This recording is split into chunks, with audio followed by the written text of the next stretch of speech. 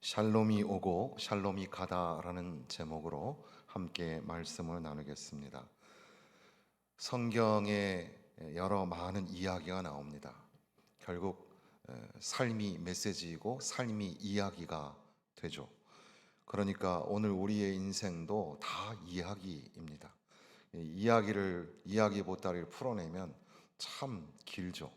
한 사람을 이해하기 위해서는 그 이야기를 다 들어야만 하는데, 마찬가지로 이스라엘의 지금 이야기가 진행되는 중에 그 안에 또 재미있는 이야기들이 담겨져 있어서 그 이야기들을 통해서 하나님이 역사하시는 그 사건과 그 안에 담겨져 있는 의미, 오늘 이제 후대에 우리는 이것을 신학적 의미 그리고 신앙적 메시지를 발견하고자 하는 겁니다. 그런데 가끔 이 이야기를 전개해 나가는 중에 여러 가지 그 문학적인 기법이 있는데, 그 중에 지금 우리가 읽고 있는 비교적 잘 알고 있는 나아만 장군의 문둥병이 고침을 받는 이 사건에 아주 두드러지게 나타나는 문학적 기법이 하나 있는데, 그것은 콘트라스트라는 겁니다. 그것은 대조, 대비라는 말인데, 이게 미술이나 건축에서는 균형의 대조, 색상의 대비, 그러니까 색상에도 보색이라는 게 있어서 반대 색깔이 있죠. 언어학에서는 콘트라딕션이라고 해서 이제 모순 관계 이런 걸 말할 때 쓰는 단어가 콘트라스트인데, 여기 안에는 여러 가지 비교가 나오게 됩니다. 그래서 이 국제적인 스케일을 가진 인물들, 그러니까 아람의 왕과 이스라엘의 왕이 비교가 되고, 나아만 장군과 이스라엘의 전차와 기병이 되는 엘리사, 그리고 엘리사의 그 종 게하시와 어린 소녀, 또는 어린 소녀와 나아만, 그리고 또 엘리사와 이스라엘 왕 등등의 사람들, 그리고 심지어는 장소, 지명, 그러니까 나아만 장군이 요단강에 몸을 담그라 했을 때 우리나라에는 이거보다 세차게 흐르는 강물이 없는 줄 아느냐, 그러니까 그들의 강과 지금 이 보잘것없는 요단강이 비교가 되고 등등 여러 가지가 계속해서 대조되는 그런 기법을 통해서 말씀이 전해지고 있는 겁니다. 그래서 요즘에 우리는 남들하고 비교하지 말라 이런 말 하지만, 성경의 사건과 인물을 통해서 대조하는 모습을 통해 영적인 메시지를 받을 수가 있는 겁니다. 그러니까 우리가 말씀을 읽어 나가면서 오늘 우리들도 이 안에 투영하여 우리가 어떻게 대조가 되고 비교가 되고 있는지를 찾아볼 수 있을 겁니다. 나아만 장군은 이 위대한 사람이었습니다. 이시 가돌이라는 히브리어는 나아만 장군을 위대한 사람이라고 설명하고 있는데, 거기에 반하여서 그의 집에 포로로 잡혀온 어린 소녀가 있었습니다. 어린 소녀는 나아라 케탄나라고 하는데 보잘것없다는 뜻입니다. 그것도 큰 전쟁도 아니고 우연치 않은 전쟁에서 포로로 끌고 온 어린아이, 이방 계집아이 하나. 그런데 위대한 사람 나아만과 이 어린아이가 비교가 되고 있습니다. 나아만은 참 훌륭한 사람이었고 실력 있는 사람이었지만, 그러나 문둥병이 있었습니다. 그런데 이 문둥병을 해결할 방법이 없었죠. 그런데 이 보잘것없는 어린아이는 고국에 가면 선지자가 계신데, 그 선지자는 하나님의 능력으로 있는 사람이라 분명히 이 문둥병 문제는 이 선지자가 반드시 고쳐줄 수 있을 거라는 믿음을 가지고 있었고, 믿음과 구원의 전령으로서 이 어린 소녀가 등장을 하죠. 그러니까 나아만과 비교할 때 어린 소녀는 참 보잘것없지만, 사실은 이 서사 속에서는 아주 위대한 사명을 가지고 있는 진짜 중요한 사람이 이 소녀였다는 사실입니다. 엘리사의 말씀에 거부하고 불순종했었지만, 그러나 그 신하들이 만약에 더 어려운 것을 시켰으면 어떻게 합니까? 자존심을 굽히고 이 나아만 장군이 순종하였더니 그의 살이 어린 아이의 살같이, 그러니까 나아르 카톤이라고 해서 어린아이의 살같이 깨끗하게 되었는데 엘리사의 시종, 원래 히브리어 원문은 어린아이라는 표현이에요. 이것도. 그래서 나르 엘리샤라고 되어 있는데 엘리사의 어린아이 게하시 말이죠. 나아만 장군은 순종하여 어린아이의 살같이 되었는데 엘리야의 시종 게하시는 나아만의 문둥병을 받아서 살이 눈같이 되었더라. 그러니까 나아만은 문둥병이 나아서 그의 살결이 눈같이 희게 되었고 게하시는 이 문둥병에 걸려서 눈같이 희어지게 되었다라는 거죠. 그리고 이 중간에 흐르는 말 중에 보면 이제 평안히 가라, 엘리사가 나아만에게 말하고, 주인이 그렇게 그냥 허무하게 보내는 것 같으니까 게하시는 내가 반드시 쫓아가서 뭐라도 얻었으면 좋겠다, 그렇게 작정을 하고 쫓아가니까 나아만이 돌아보니 게하시가 오는 걸 보고 평안하냐, 평안하다. 여기 말하니 평안하냐라는 말이 샬롬이라는 말이에요. 샬롬하고 서로 인사하는 거죠. 그런데 우리가 전체적 이야기를 먼저 다 아는 차원에서 먼저 이 전지적 작가 시점으로 먼저 이렇게 소개를 하고 있는데, 그런 차원에서 봤을 때 나아만은 문둥병이 나았죠. 그러니까 그에게는 이제 샬롬이 왔어요. 그런데 게하시는 원래 문둥병이 없었어요. 하나님의 사람 엘리사와 함께 있었으니 원래는 샬롬이 있는 사람이었어요. 그런데 이제 샬롬이 떠나갑니다.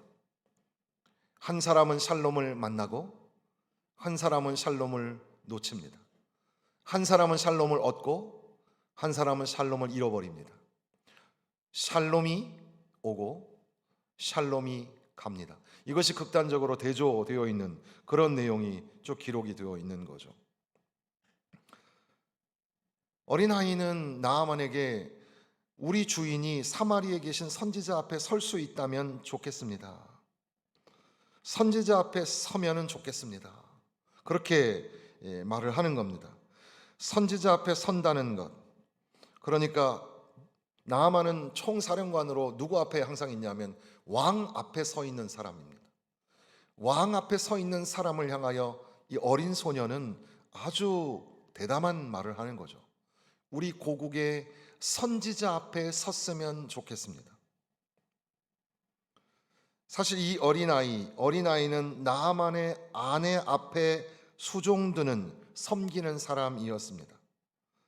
그런데 이 어린아이는 오히려 주인에게 사마리아에 계신 선지자를 만나보시면 좋겠습니다. 그가 문둥병을 고쳐주실 겁니다. 만나보시면 좋겠습니다 라는 말이 그 앞에 섰으면 좋겠습니다 이런 의미거든요. 그렇게 이 아이는 자기의 주인 나아만이 병을 고칠 수 있는 유일한 방법은 고국 땅의 선지자를 만나는, 아니 선지자의 하나님, 전능하신 하나님께서 고쳐주실 수 있다는 그런 믿음을 가지고 있었던 겁니다. 나아만이나 그의 아내 눈에 봤을 때 이 소녀는 아무런 보잘것없는, 권리도 없고 외국인이고 종이고 그런 형태, 이 아이처럼 비천한 사회적 계층에 속한 사람은 없었을 텐데 그럼에도 불구하고 이 소녀의 말 한마디에 세상이 움직이고 있는 겁니다. 여러분, 가끔 우리 자신이 보잘것없다고 느껴질 때가 있습니다. 그럼에도 불구하고 우리의 작은 입술로 작은 믿음의 고백할 때 그 믿음의 고백이 세상을 바꿉니다. 그것을 이제 이 세상의 어떤 그 심리학에서는 그 말콤 글래드웰이라는 사람이 쓴 아웃라이어라는 책 아시나요? 거기에 보면은 약자가 세상을 어떻게 바꾸는가 그런 이야기가 나오면서 그 안에 다윗과 골리앗 이야기도 하기는 합니다만, 때로는 우리가 약자인 것 보이죠. 사람 앞에서는 그렇습니다. 보잘것없는 존재인 것처럼 보이지만, 그러나 나만의 병을 고칠 뿐 아니라 온 세상에 하나님의 살아계심을 선포하는 위대한 사역을 감당하는 종이 된다는 겁니다. 사실 이 얘기를 했을 때 나아만도 병을 고쳤으면 하는 그런 바람이 있었을 겁니다. 그래서 이제 왕에게 그 이스라엘에 가서 내가 병을 고치고 싶습니다. 그리고 여기에 준비되어 있는 그가 가지고 가는 뭐라 그러죠? 이제 지참금, 약 320kg의 은과 57kg의 금, 옷도 최고의 디자이너가 최고의 옷감을 가지고 은금 보석 장식하여 왕족과 귀족들을 위하여 만든 옷도 10벌이나 준비해서 이렇게 나아가게 될 때에, 더군다나 아람 왕이 이스라엘 왕에게 친서를 보내줘. 편지를 받아든 이스라엘 왕은 호들짝 놀라게 됩니다. 이건 협박 편지다. 어떻게 문둥병을 고치라는 거냐? 이걸 빌미로 전쟁을 하자는 이야기가 아닐까? 그러니까 이 어린 소녀 말 한마디에 세상이 발칵 뒤집힌 겁니다. 이 이스라엘 왕의 그 부정적인 그 불신앙의 모습이 일면 우리가 이해가 가지 않습니까? 우리도 상식적으로 생각하고 보면 이거 안 되지. 아무리 하나님이어도 안 돼. 이거는 안 될 거야. 그런 일들이 우리가 얼마나 많이 있습니까? 사람을 죽이기도 하고 살리기도 하시는 하나님이 사람을 살릴 수 있는 능력을 갖고 있지만, 그러나 그게 머릿속에 도는 것하고 우리의 삶 가운데 진짜 사건하고는 별개인 경우가 참 많잖아요.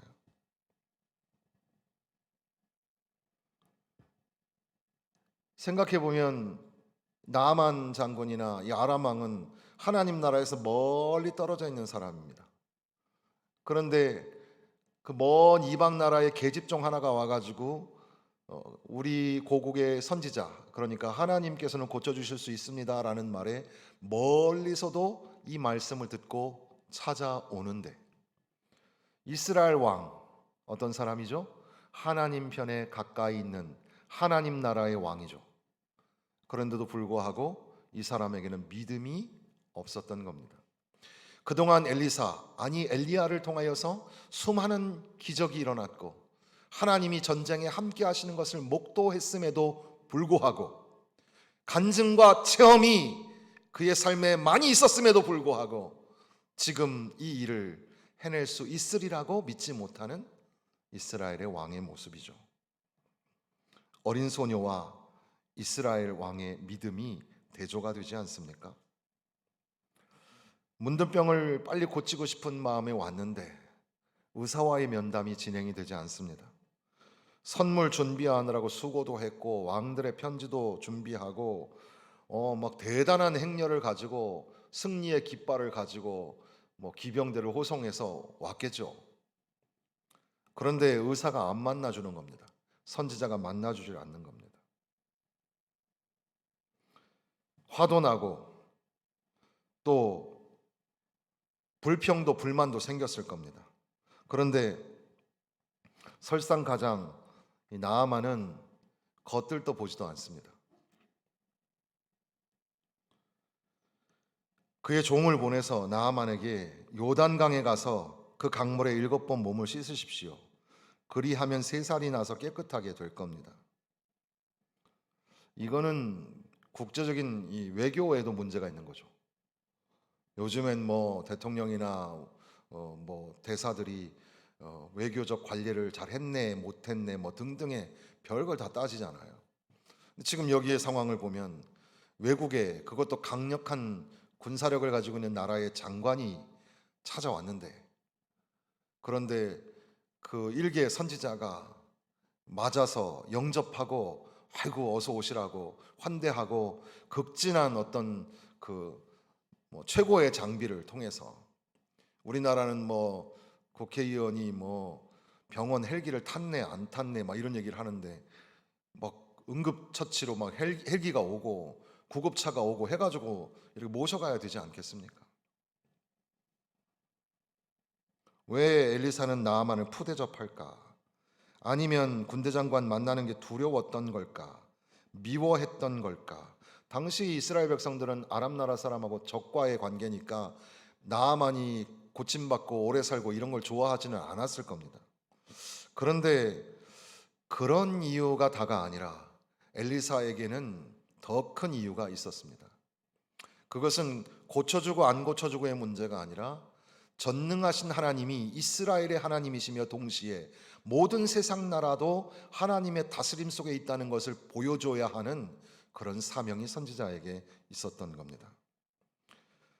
요단강에 가서 몸을 담그라고 하니까 나아만이 분노하여 가로되 내 생각에는 그가 내게로 나와서 하나님 여호와의 이름을 부르고 병든 부분 위에 손으로 안수하여 문둥병을 고쳐주려나 했다는 겁니다. 그러니까 엘리사는 성대한 치료 의식을 베풀어 주어야 하는 나아만 입장에서 봤을 땐 그렇다는 겁니다. 거기에 보면은 이 나아만이 생각하는 그 문장 속에 보면 5개나 되는 동사가 있어요. 나오다, 서다, 안수하다, 고치다, 이름을 부르다. 그러니까 주술적인 능력이 강력한 어떤 선지자가 아주 거대한 그런 치료 의식을 해가지고 나를 좀 멋지게 이렇게 고쳐줄 줄 알고 그렇게 생각을 했는데, 그리고 또 자기도 거기에 해당하는 엄청난 복채를 지금 준비해 가지고 왔으니 그걸 요구하는 것도 뭐 일면 타당성이 있고 이유가 됩니다. 그런데 심지어 요단강에 몸을 씻으라 하니 자기 고향에 있는 아마나나 바르발의 그 세차고 맹렬하고 그 흐르는 차가운 물과 비교해 보는 거죠. 우리도 가끔 유럽의 강을 가보잖아요. 특히 뭐 우리가 낭만으로 생각하는 그 세느강, 프랑스의 세느강이나 이 런던의 템즈강이 있어요. 멋지잖아요. 그런데 우리가 가서 딱 느끼는 게 뭐냐면, 야, 한강이 진짜 최고구나. 한강처럼 줄기가 굵고 힘이 차고 이런 강이 없구나. 가보면 뭐 그냥 별 볼 일 없어요. 그 조그만 강이에요. 그러니 나아만 입장에서 봤을 때, 이 요단강에 들어가라고? 1년 내내 미지근하며 무기력하게 흐르는 이 요단강에 들어가라고? 근데 또 문제는 나아만 입장에서는 아마도 이렇게 쉽다고? 이렇게 쉬운 걸 시킨다고? 자존심이 짓밟히는 것 같았던 거죠. 요단강에 7번 몸을 담그면 끝이라고? 이거 누구나 다 할 수 있는 시시한 요법이 아닐까? 그런데 그때의 나아만의 종이 아주 정확하게 상황을 간파하면서 마치 어린 소녀가 그 주모에게 말했던 것처럼 나아만에게 지혜롭게 말하기를, 위대한 사람이 꼭 위대한 일을 해야만 합니까? 작은 일을 하면 안 됩니까? 큰 일도 할 수 있으면 작은 일도 할 수 있어야 하지 않겠습니까?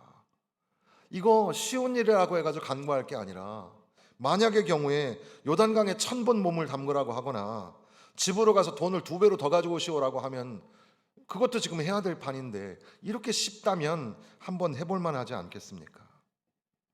결국 나아만은 그 시종의 말을 듣고 요단강 그 강에 몸을 담그게 됩니다.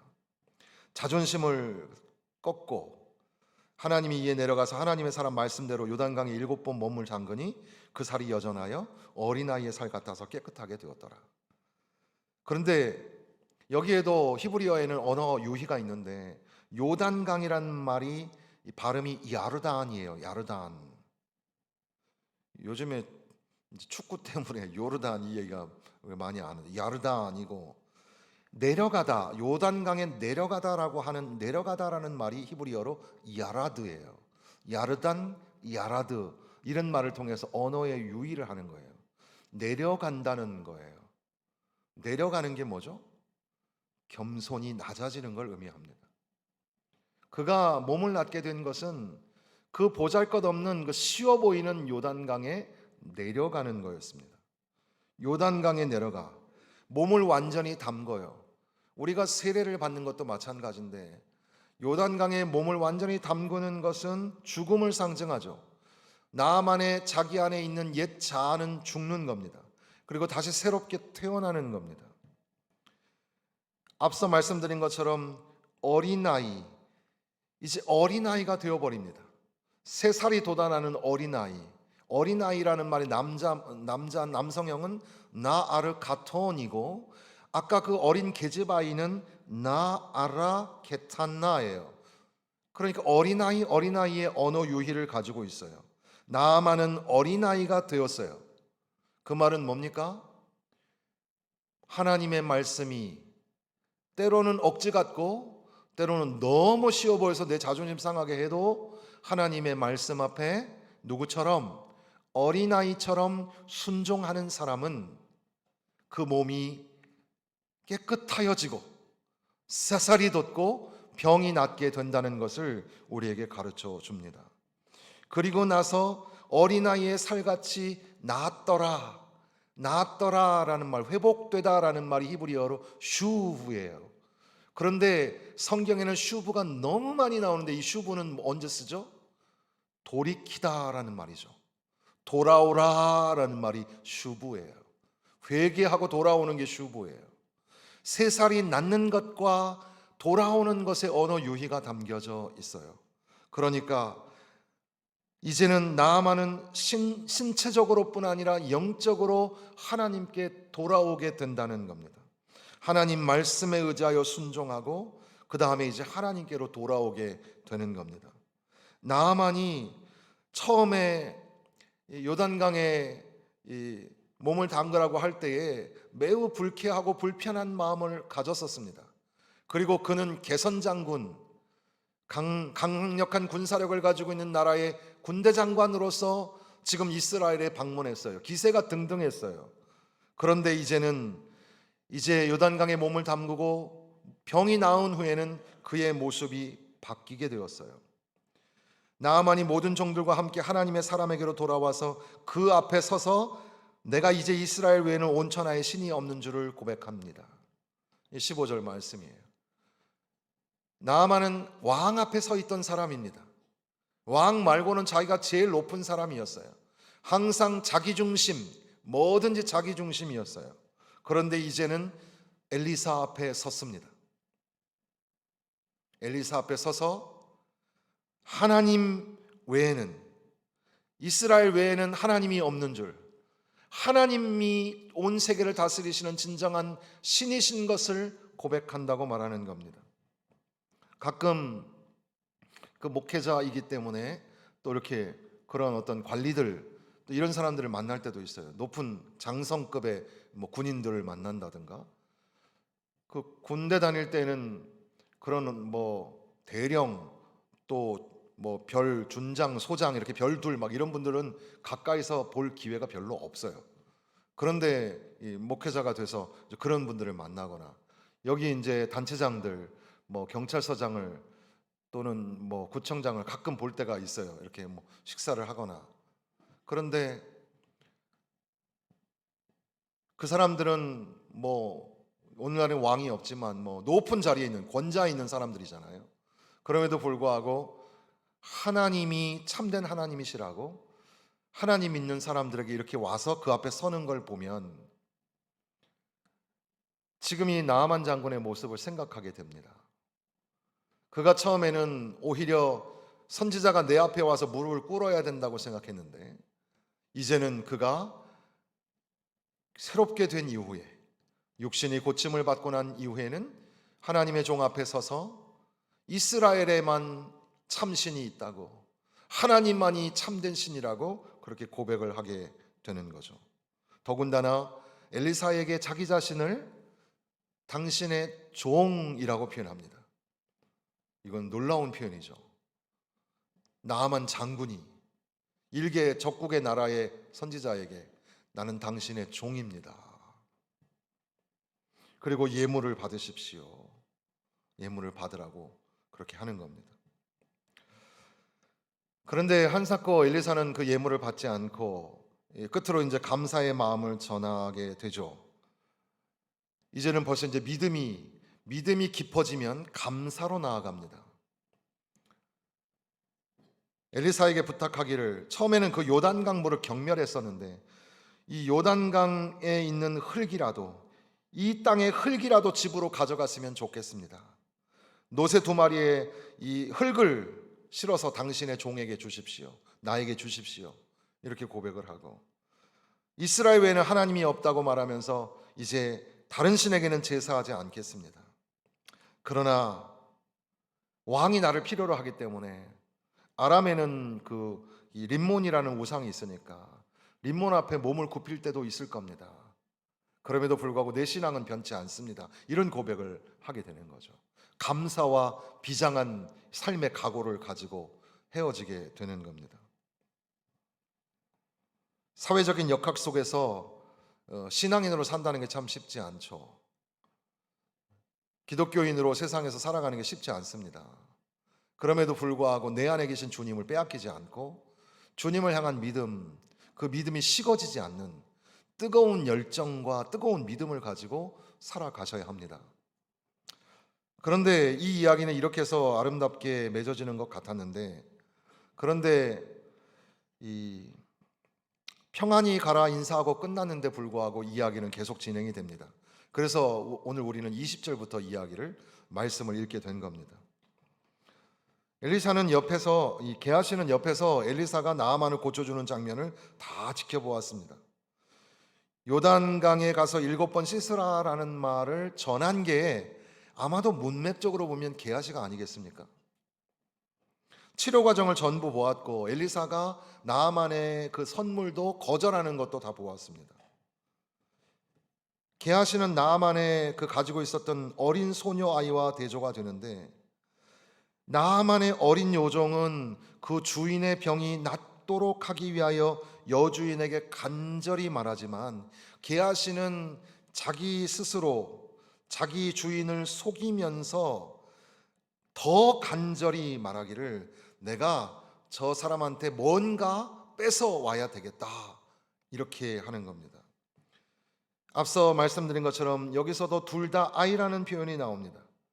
나아르, 나아라라는 말이 남성 여성의 어린 아이라는 뜻이고, 역시 어린 소녀도 우리 주인이라는 표현을 썼고, 여기 게하시도 내 주인이 나아만에게 아무것도 안 받았다, 이것도 역시 대조가 되고 있는 겁니다.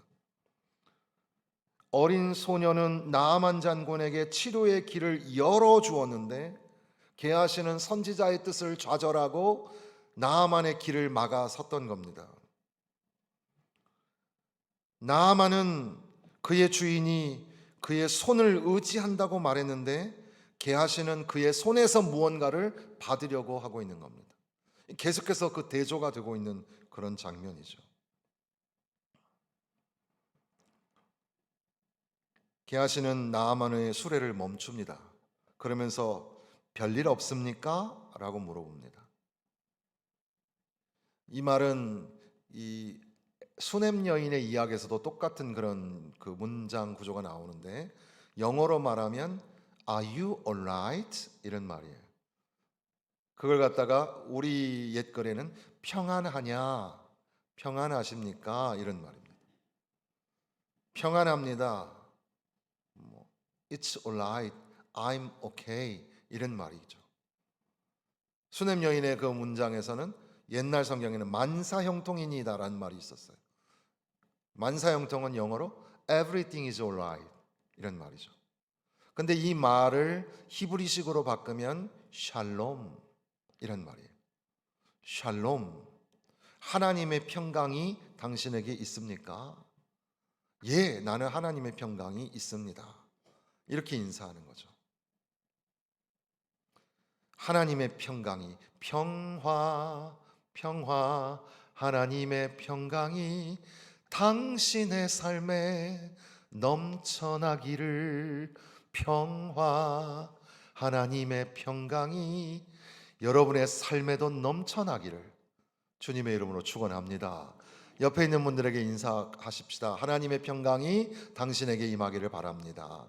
하나님의 평강이 당신에게 임하기를 원합니다. 평안하냐, 평안하냐 묻는 거죠.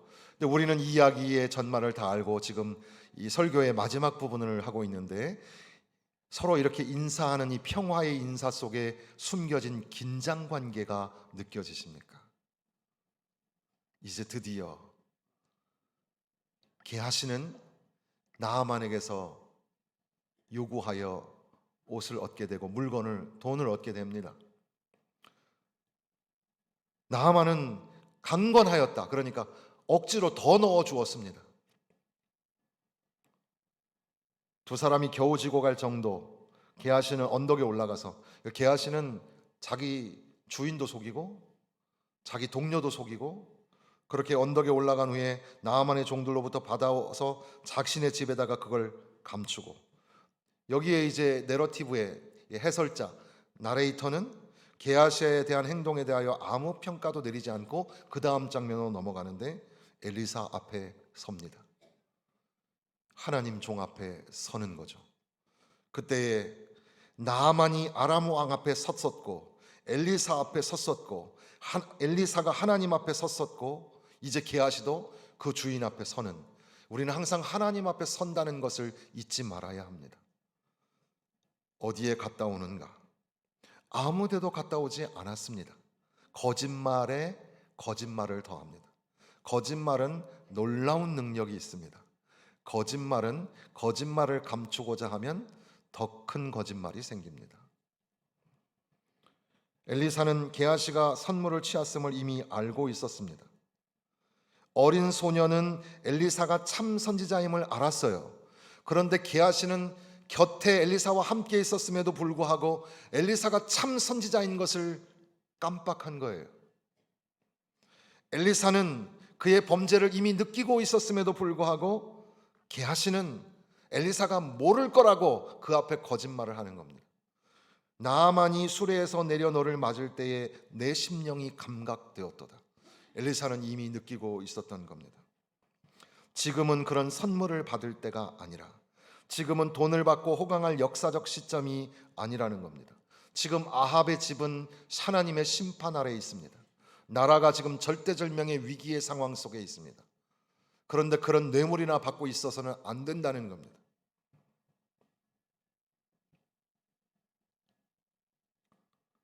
결국 어떻게 되죠? 게하시, 엘리사의 종이었지만, 하나님 편에 가까이 있었던 게하시였지만, 하나님의 사람과 늘 동행하는 삶을 살았지만, 그는 문둥병을 얻고 이제 비참한 모습으로 변하게 됩니다. 그걸 간단하게 말하면 샬롬을 잃어버리고 샬롬이 떠나가게 된 겁니다. 나아만은 샬롬을 찾았고 게하시는 샬롬을 잃어버렸습니다. 나아만은 이방 사람이었습니다. 어린 소녀의 말 한마디에 결국은 요단강에 내려가서 겸손하게 순종하여 말씀에 의지하여 샬롬을 얻었습니다. 그런데 항상 하나님의 사람과 동행하고 하나님 곁에 가까이 있었던 게하시는 하나님의 능력을 몰랐습니다.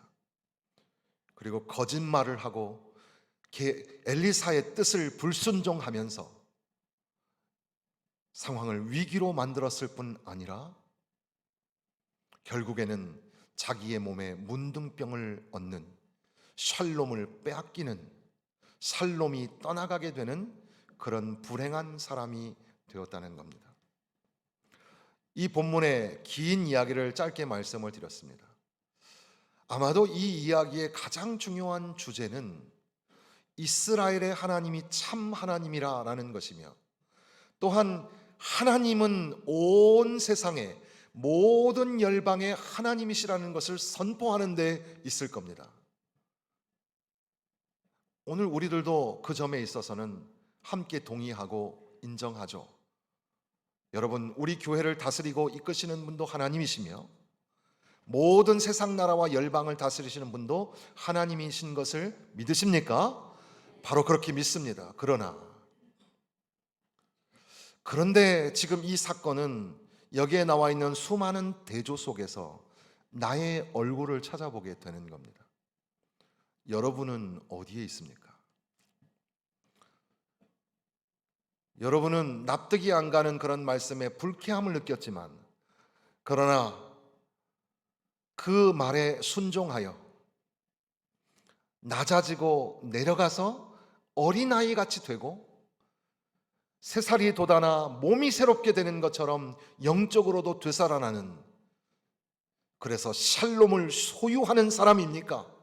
아니면 이미 가지고 있었던 샬롬도 빼앗겨 버리고 불행한 인생으로 살아가는 불신앙의 게하시 같은 사람입니까?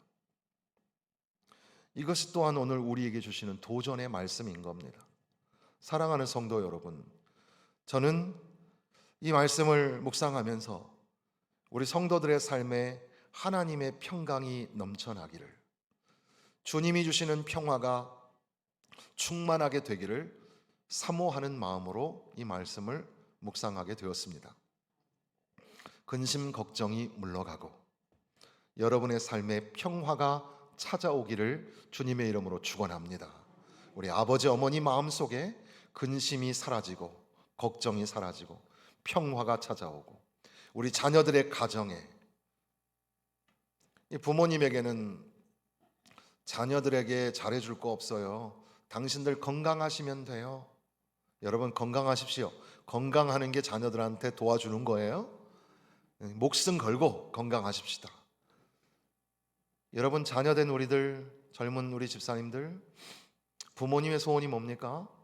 사업도 잘 되고 애들 잘 키우고 뭐 싸우지 않고 잘 사는 거 다 좋은데, 믿음 안에서 하나님의 축복 받으며 사는 걸 부모님들은 원하십니다. 믿음을 더 날카롭게 세워서 정말 신앙의 선배들의 믿음을 뛰어넘는 믿음의 자녀들이 되어야 합니다. 이 모든 것들을 한 단어로 압축하면 하나님이 주시는 샬롬이 우리 가운데 있는데, 이 샬롬을 빼앗기지 않는, 샬롬이 떠나가지 않도록 샬롬을 지켜내는 사람이 되어야지, 이미 찾아온 샬롬도 지키지 못하고 평화가 아니라 불행의 나락으로 떨어져 나가는 그런 신세, 그런 인생이 되어서는 안 될 겁니다. 사랑하는 성도 여러분, 주님이 주시는 평화, 세상이 줄 수 없는 나의 평안을 너에게 주노라. 주님이 우리에게 평화를 주십니다. 그 평화를 놓치지 말고 누리며 사시고 절대로 빼앗기지 마십시오. 혹시 내 안에 평화가 없다고 느끼신다면 평화를 주실 수 있는 전능하신 하나님 앞에 겸손하게 낮아지고 순종하여 한 걸음 더 믿음의 길 접어서면, 그때 하나님은 나아만을 고치신 것처럼 우리에게 평화를 주실 줄로 믿습니다. 올해에는 하나님의 평화가 넘쳐나시기를 주님의 이름으로 축원합니다.